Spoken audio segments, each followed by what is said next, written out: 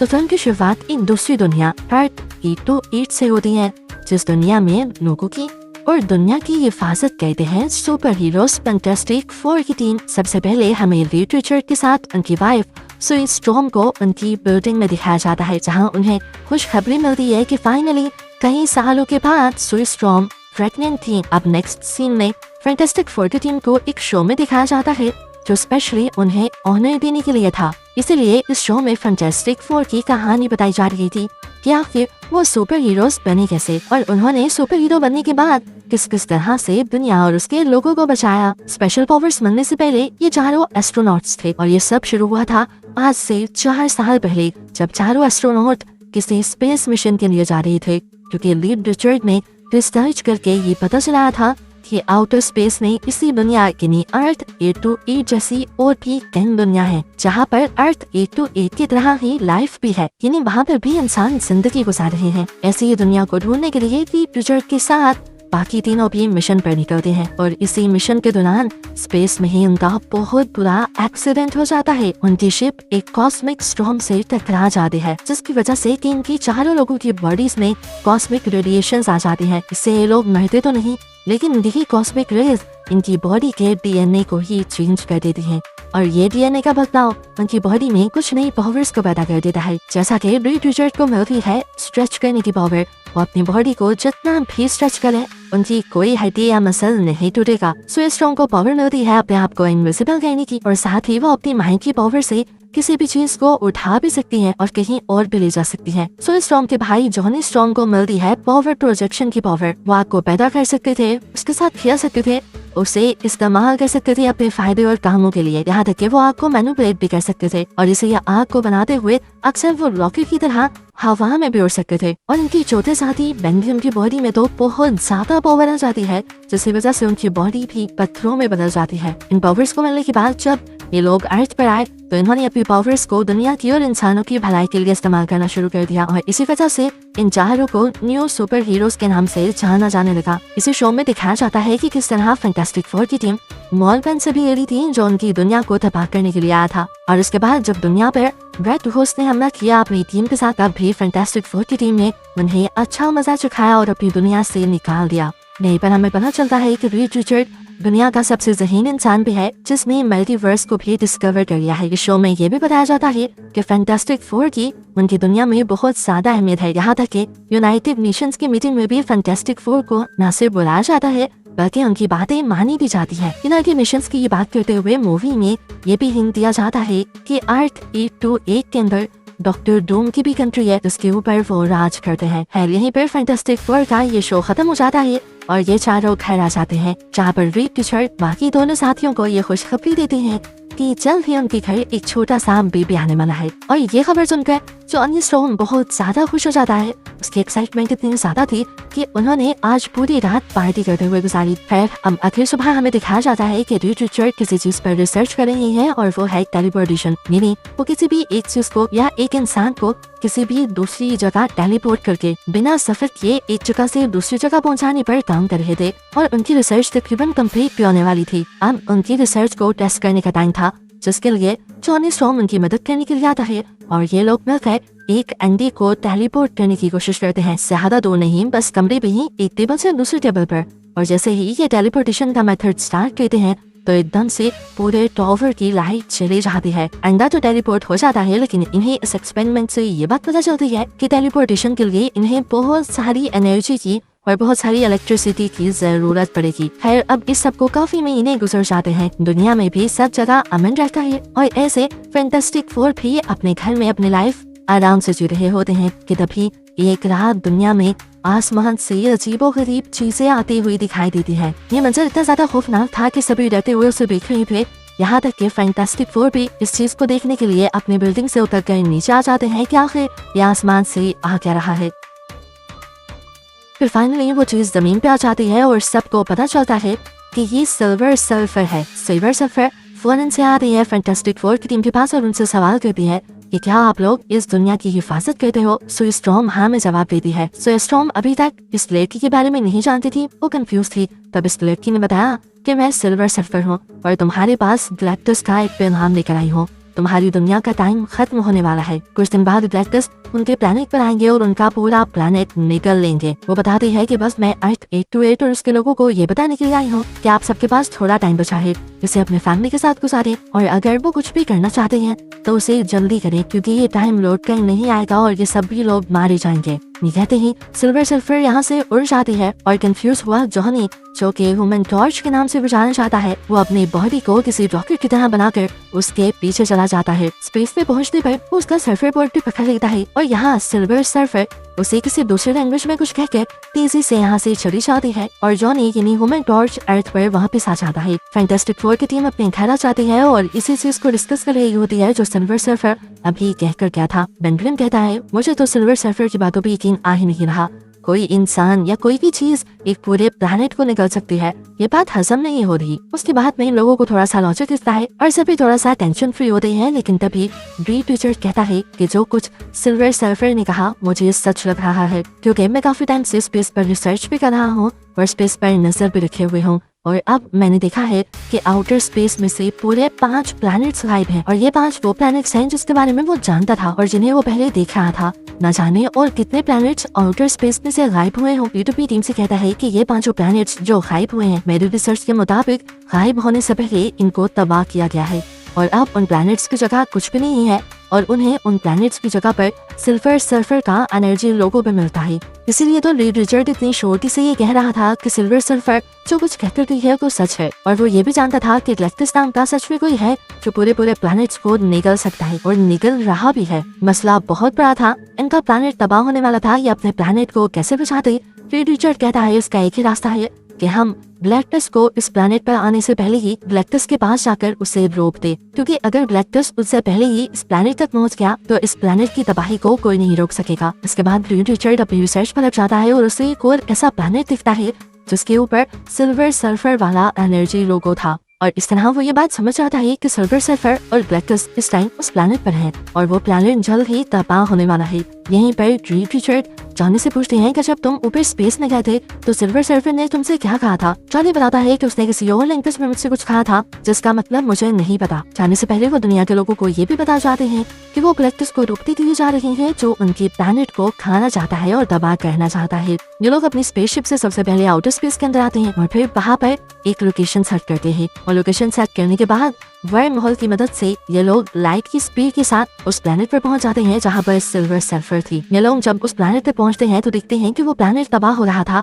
आहिस्ता आहिस्ता करके और इस बात में कोई शक भी नहीं था कि इसकी तबाही के पीछे एक ग्लैक्टस ही है। यहीं पर अब हमें ग्लैक्टस की एक बड़ी सी मशीन को दिखाया जाता है जो कि एनर्जी कन्वर्टर है और यही पूरे प्लैनेट को तबाह करके उसकी एनर्जी को कंज्यूम करके ग्लैक्टस को देता है और ये सारी एनर्जी ग्लैक्टस खा लेता है। जैसे ही फैंटास्टिक फोर इस मशीन के पास आते हैं तो इस मशीन के अंदर से एक लाइट निकलती है जो फैंटास्टिक फोर की स्पेसशिप को डिटेक्ट कर लेती है और यहीं पर एक और चीज ये दिखाई जाती है कि ये लाइट उनकी स्पेसशिप पे फोकस करने के साथ साथ स्टॉर्म के बेबी पर भी फोकस करती है जो अभी तक पैदा भी नहीं हुआ था। कुछ देर में अब उनके सामने सिल्वर सर्फर थी जो इन्हें आकर बताती है कि ग्लैक्टस उन चारों से मिलना चाहते हैं।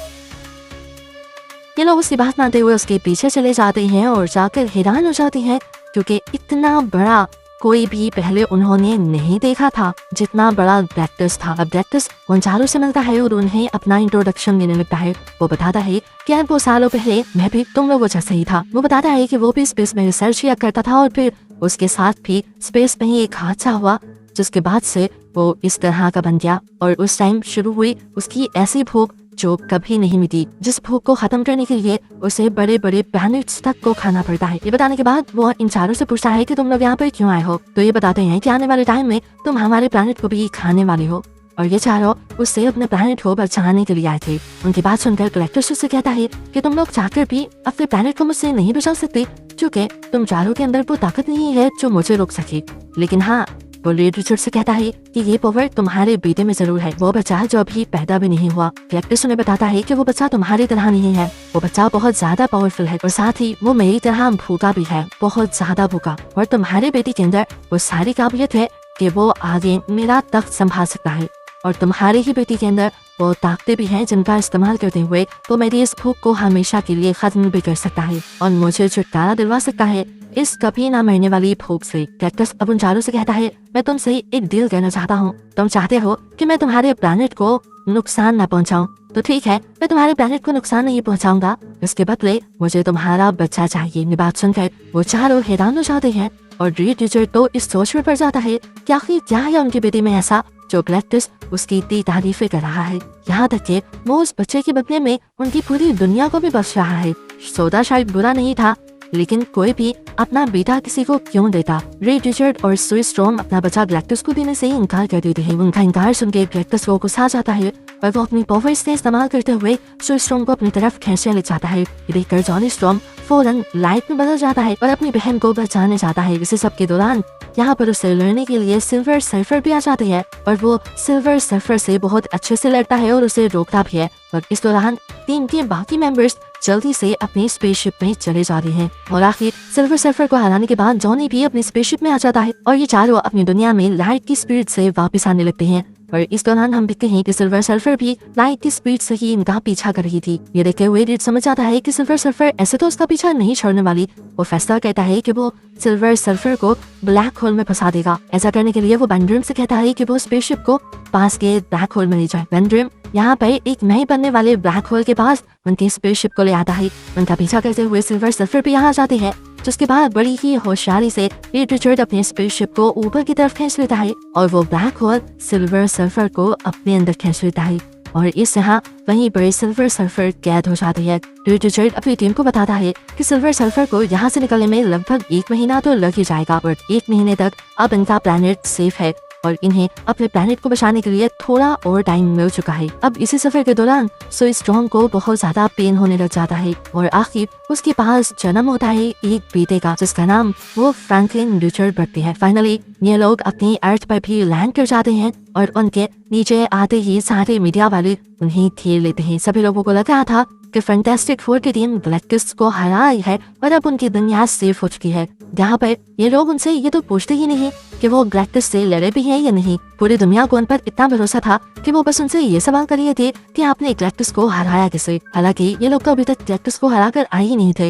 ये सारे सवाल सुनते हुए हार मानते हुए रीड रिचर्ड उन्हें ये सब सच बता देता है कि वो लोग गैलेक्टस को हरा कर नहीं आए। वो ये भी सच बता देता है कि गैलेक्टस ने उनके सामने एक शर्त रखी थी कि वो उसके पूरे प्लेनेट को बख्श देगा अगर वो लोग अपना बच्चा गैलेक्टस को दे दें। लेकिन रीड रिचर्ड और सुई स्ट्रॉम इस डील से इनकार कर रहे हैं। ये सुनकर सभी लोग गुस्से में आ जाते हैं कि इन दोनों को अपना बच्चा इस पूरी दुनिया और इनके लोगों से ज्यादा प्यारा है।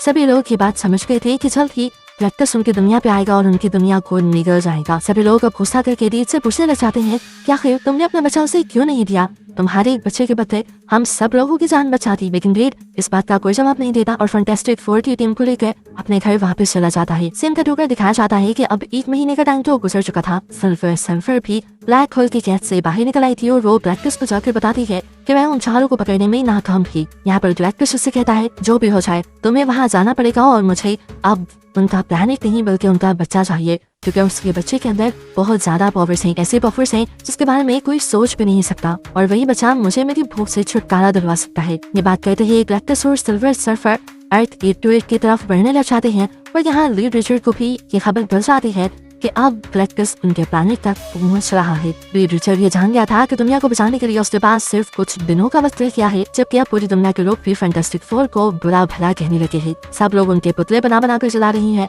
क्योंकि सब लोगों को लगता है कि फैंटास्टिक फोर बहुत ज्यादा खुद गर्ज है और वो दुनिया को बचा नहीं रही। लोग सड़कों पर उनके पुतले चलाते हैं, शोज में उन्हें बुरा भला कहा जाता है। यहाँ तक कि कुछ लोग तो धरना देकर उनकी बिल्डिंग के बाहर भी बैठ जाते हैं। सब लोगों की बस यही मांग थी कि वो अपना बच्चा गैलेक्टस को दे दें और इस दुनिया को बचाने। आखिर इन चीजों से थकी हुई सुई स्ट्रॉम नीचे उतर आती है और अपनी चुप को तोड़ देती है। वो अपने बच्चे को साथ लेकर आई थी और सब लोगों से कहती है कि देखो ये मेरा बेटा है, मेरी फैमिली है, पर मैं अपनी फैमिली को किस तरह उसके हवाले कर दूंगी। लेकिन याद रखो जिस तरह ये बच्चा मेरी फैमिली है, आप सब लोग भी मेरी फैमिली है और मैं अपनी फैमिली को किसी भी तरह से नुकसान से गुजरने नहीं दूंगी। वो सभी लोगों से कहती है आप लोग बिल्कुल टेंशन न लें, फैंटास्टिक फोर की टीम मिलकर न सिर्फ आप लोगों को बचाएगी बल्कि हम अपने बच्चे को भी बचा लेंगे।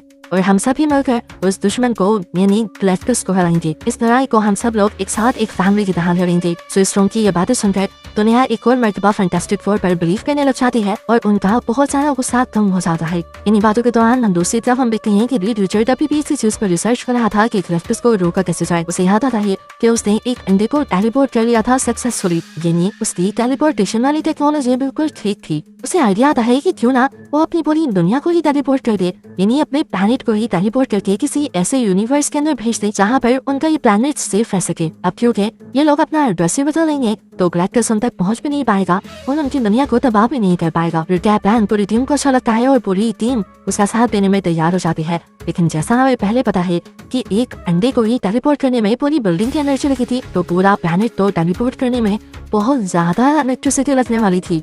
और साथ ही साथ इस टेलीपोर्टेशन को पूरा करने के लिए उसे दुनिया भर में बहुत सारे ब्रिजेस भी बनाने पड़ेंगे, जो सारे ब्रिजेस असल में मिलकर काम करेंगे टेलीपोर्टेशन की टेक्नोलॉजी को पूरा करने के लिए, और इन्हीं की मदद से अर्थ को टेलीपोर्ट कर दिया जाएगा। अपना फैसला करने के बाद रीड रिचर्ड अगले दिन एक प्रेस कॉन्फ्रेंस रखते हैं और ये सारी बातें मीडिया में बताती हैं। रीड रिचर्ड अपनी टेलीपोर्टेशन की टेक्नोलॉजी के बारे में भी सबको बताता है और अपना प्लान भी बताता है कि वो इस पूरी दुनिया को ही टेलीपोर्ट करके किसी दूसरे यूनिवर्स में भेजना चाहते हैं। इस सब के लिए पूरी दुनिया तैयार हो जाती है। ये काम इतना आसान नहीं था, तो पूरी दुनिया के लोगों को मिलकर करना था। सभी लोग ब्रिजेस बनाना भी शुरू कर देते हैं ताकि जल्दी से जल्दी इस काम को पूरा किया जा सके। रीड को जैसा ब्रिज चाहिए था इस दुनिया की सभी कंट्रीज मिलकर वैसे ब्रिजेस अपनी अपनी कंट्री में बना देती है और कुछ ही दिनों में इस तरह पूरी तैयारी मुकम्मल हो जाती है। आखिर वो टाइम आ जाता है जब टेलीपोर्टेशन को स्टार्ट होना था। रीड के कहने पर पूरी दुनिया के ब्रिजेस को एक्टिवेट कर दिया जाता है, लेकिन तभी एक बुरा काम होना शुरू होता है। ये सारे ब्रिजेस टूटने लग जाते हैं।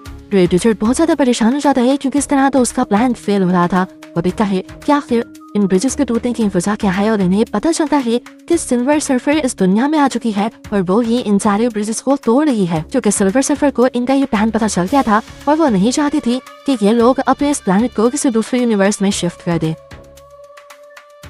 सारे ब्रिजेस को तबाह करने के बाद एक ही ब्रिज बचता है, जो था फैंटास्टिक फोर की बिल्डिंग के बिल्कुल पीछे वाला। इस वाले ब्रिज को बचाने के लिए यहाँ पर ह्यूमन टॉर्च यानी जॉनी आगे बढ़ता है और हवा में ही सिल्वर सर्फर को रोक देता है और वहाँ पर कुछ आवाजें चला देता है जिनमें एकदम से सिल्वर सर्फर घूम जाते हैं। अब जॉनी उससे कहता है ये सारी आवाजें तुम्हें तो समझ आ ही रही होंगी, ये तुम्हारे प्लैनेट के ही लोगों की आवाजें हैं और ये वही सारी लैंग्वेजेस हैं जो तुम्हारे प्लैनेट पर बोली जाती है। वो कहता है कि मैं जान चुका हूँ तुम्हारा असली नाम शालाबाल है और मैं ये भी जान गया हूँ कि हर प्लैनेट की तरह गैलेक्टस तुम्हारे भी प्लैनेट को निकलने के लिए आया था और तुमने अपने प्लैनेट को ही बचाने के लिए उसके साथ सौदा किया। तुमने उसके असिस्टेंट बनने का फैसला किया, जिसके बदले तुमने उससे वादा किया कि वो तुम्हारे प्लैनेट को कुछ नहीं करेगा। गैलेक्टस ने तुम्हारी बात मानी। गैलेक्टस ने तुम्हें कॉस्मिक पावर्स दी, जिसके बाद से तुम गैलेक्टस के लिए वो प्लैनेट ढूंढती हो जिसे वो खा सके और उसके बदले वो तुम्हारे प्लैनेट को छोड़ दे। ऐसा करके तुमने अपनी फैमिली और अपने प्लैनेट को तो बचा लिया, लेकिन तुमने अपने अंदर की इंसानियत को मार दिया। अब जॉनी उसे और भी बहुत सारी आवाजें सुनाता है जो उसके प्लैनेट के लोगों की नहीं थी,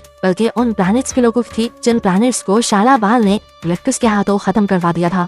वो कहता है कि देखो और सुनो, इन आवाजों में कितना दुख है। इन प्लैनेट्स को तुम तबाह करवा चुकी हो, जैसे अब तुम हमारे प्लैनेट को तबाह करवाने आई हो। वो बताता है कि तुमने गैलेक्टस के हाथों अपना प्लैनेट तो बचा लिया और उसके बदले तुम अब हमारे प्लैनेट को तबाह करवाना चाहती हो, लेकिन मैं भी तुम्हारा ये प्लान कामयाब नहीं होने दूंगा, क्योंकि जैसे वो प्लैनेट तुम्हारा घर था इसी तरह ये प्लैनेट हमारा घर है। इस टाइम हम देखते हैं कि सिल्वर सर्फर को जॉनी की बातें सुनकर बहुत ज्यादा दुख हो रहा था। उसे एहसास हो रहा था कि उसने जो कुछ आज तक किया अपने प्लैनेट को बचाने के लिए वो गलत किया। इसलिए वो अब जॉनी से कहती है कि कुछ ही देर में गैलेक्टस यहाँ पर पहुँचने वाला है। आते ही वो तुम्हारे प्लैनेट को भी डिस्ट्रॉय कर देगा और तुम्हारी बहन की बेटी को भी ले लेगा और मैं चाहकर भी उसे रोक नहीं पाऊंगी, क्योंकि मुझमें भी इतनी ताकत नहीं है। मैं नहीं जानती कि तुम इस प्लैनेट को बचा सकते हो कि नहीं, लेकिन मैं इतना जरूर जानती हूँ कि तुम्हें इतना मौका जरूर मिल रहा है कि तुम अपनी फैमिली को लेकर यहाँ से कहीं जा सकते हो और गैलेक्टस से अपने आप को बचा सकते हो। ये बातें सुनकर अब जॉनी अपनी बिल्डिंग में वापस आ जाता है, जहाँ पर रीड रिचर्ड पहले से ही उसका वेट कर रहा था। उसके पास पूरी दुनिया से कॉल आ रही थी कि उसका प्लान फेल हो गया है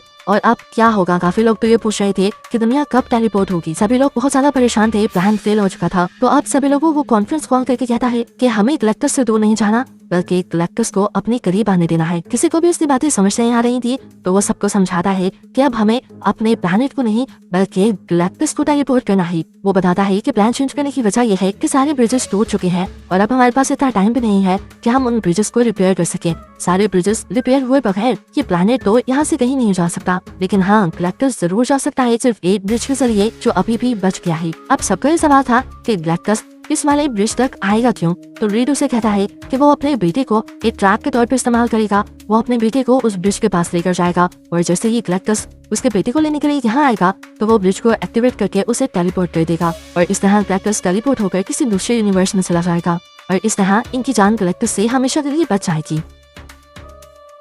सभी लोगों को रीड का ये भी प्लान अच्छा लगता है और वो उसके इस नए प्लान के लिए तैयार हो जाते हैं, लेकिन इनके इस प्लान को पूरा करने के लिए अब जरूरी था कि उनका पूरा शहर खाली हो, क्योंकि गैलेक्टस की टेलीपोर्टेशन में जितनी पावर लगनी थी उसके असर में यहाँ इस शहर में भी बहुत सारी तबाही होनी थी। शहर के लोगों की सिक्योरिटी भी जरूरी थी, इसीलिए सोई स्टॉर्म एक और आदमी मोल मैन से मिलती है जिसकी अंडरग्राउंड बहुत बड़ी फैसिलिटी थी और वो शहर के सभी लोगों को वहाँ पर सेव करवा देती है। ऐसे शहर तैयार हो जाता है गैलेक्टस की टेलीपोर्टेशन के लिए। अब अगली सुबह होती है और प्लान के मुताबिक गैलेक्टस अर्थ 828 पर आ जाता है। जाहिर सी बात थी कि वो यहाँ पर रीड के बेटे को लेने के लिए आया था, तो वो उसे ढूंढने लग गया और उसे रीड का बेटा मिला उसी ब्रिज पर जो कि टेलीपोर्टेशन ब्रिज है। जैसे ही गैलेक्टस बच्चे की तरफ बढ़ने लगता है तैसे ही फैंटास्टिक फोर की टीम उस पर हमला करके उसका ध्यान भटका देती है और पीछे से रीड अपने बच्चे को उठाकर वहाँ पर एक गोलियां रख देता है। ये लोग बस अब इंतजार कर रहे थे कि कब गैलेक्टस उस ब्रिज के अंदर पाँव रखेगा, लेकिन गैलेक्टस भी बहुत होशियार था। उसे भी पता था कि ये लोग उसे ट्रैप करने के लिए कुछ तो करेंगे, इसलिए वो ब्रिज पर जाने से पहले